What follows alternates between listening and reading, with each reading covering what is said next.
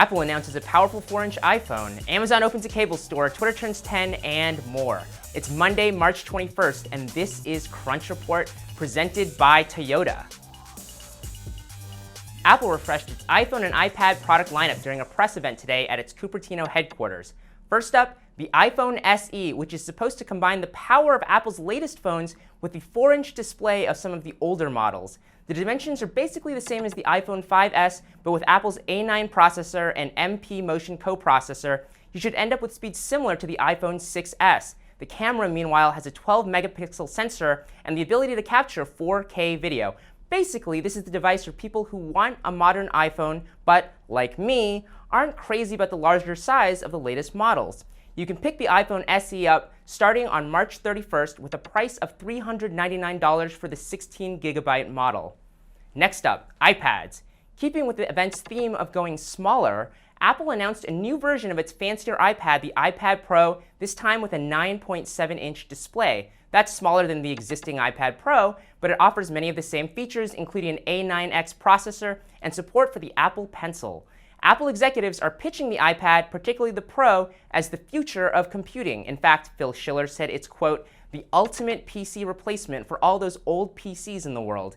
I guess we'll see if consumers agree when we look at the sales numbers. In the meantime, pricing for the new iPad Pro starts at $599 for 32 gigabytes, and it should be available in April.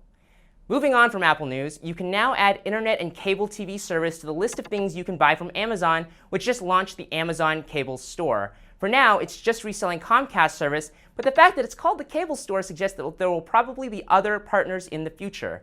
And yes, I'm guessing that some of you might have mixed feelings about Comcast customer service, putting it politely, but it turns out that if you buy from Amazon, the company is promising a dedicated customer service line with no waiting. The TV options also include some lower cost bundles where you get the basic channels and then add variety packs rather than getting stuck with hundreds of channels that you don't want. The warming relationship between the United States and Cuba could be good news for US businesses, including tech startups like Airbnb. While Cubans can already rent their property to Airbnb users in the US, the company just announced that those listings will open to international customers starting on April 2nd.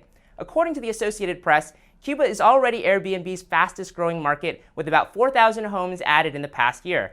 Airbnb founder Brian Chesky was one of the American business leaders who accompanied President Obama on a visit to Havana this week. Of course, Airbnb isn't the only travel business seeing dollar signs in Cuba. Starwood Hotels just announced a deal to manage 3 Cuban hotels, and Marriott has received permission from the Treasury Department to seek agreements with Cuban partners. Now, for today's final news, we've got a birthday story. That's right, Twitter turns 10 years old today. If we're a human being, we might be pinching its cheeks, maybe. I don't really know anything about kids. But for an internet service, that's, well, not ancient, but let's say mature. To celebrate, the company's CEO Jack Dorsey has been appearing on shows like Today, and the company also released a timeline of memorable events and fun trivia, like the fact that Ellen's Oscar selfie is still the most retweeted tweet.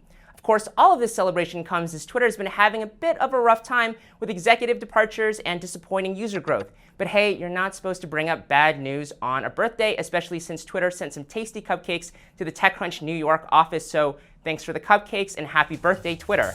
That's the report for today. I'm Anthony Ha. Crunch Report airs every weekday at 7 p.m. Eastern, 4 p.m. Pacific on TechCrunch.com. You can also find us on iTunes and on YouTube. See you tomorrow.